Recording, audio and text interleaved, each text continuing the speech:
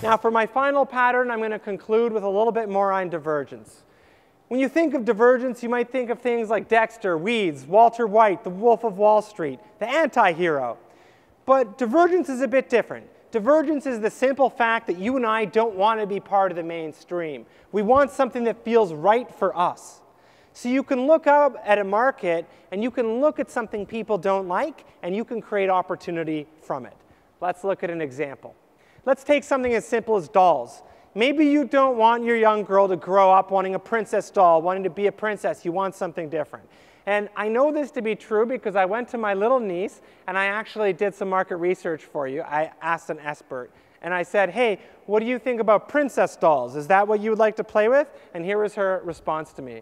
T-Rexes eat princesses for breakfast. T-Rexes eat princesses for breakfast. So, learning that, what's the opposite of the princess doll? Well, it's the ugly doll. Right now, that just looks like a little ugly doll, but here's its tail.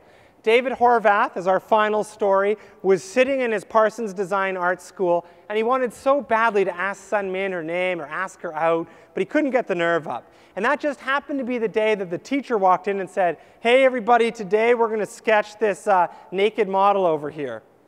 Oh no, that's bad art school game. You can't sketch a naked woman and then try and hit on someone else like, hey, you know what? It's like, you're a creep. So he decides to illustrate the nude model in the form of an ugly little monster instead. The teacher walks by and David tells me that she said, what is that? It's ugly. And he said some improvisation like, ugly's the only real beauty that exists. And Sun Min turned to him and said, hey, I kind of like that. Pretty soon, boom, relationship. It is on.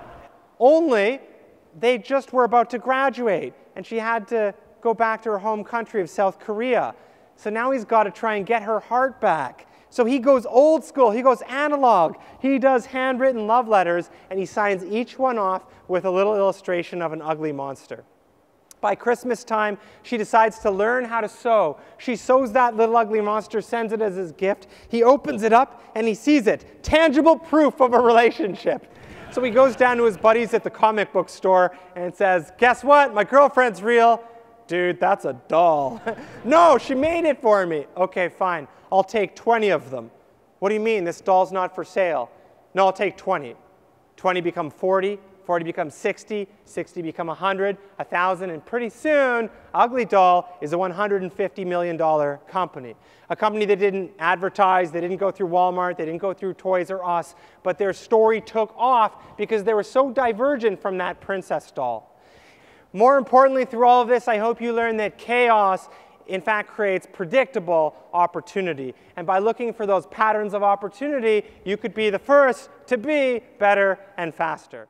Divergence includes rebellion, customization, personalization, status, and fashionizing. The quiz question is to ask yourself, what do people hate about your industry? And how could you be more customized, more unique, or different from the mainstream? Learn more by exploring our half-hour video, the Better and Faster website, or understanding whether or not you're a hunter or a farmer.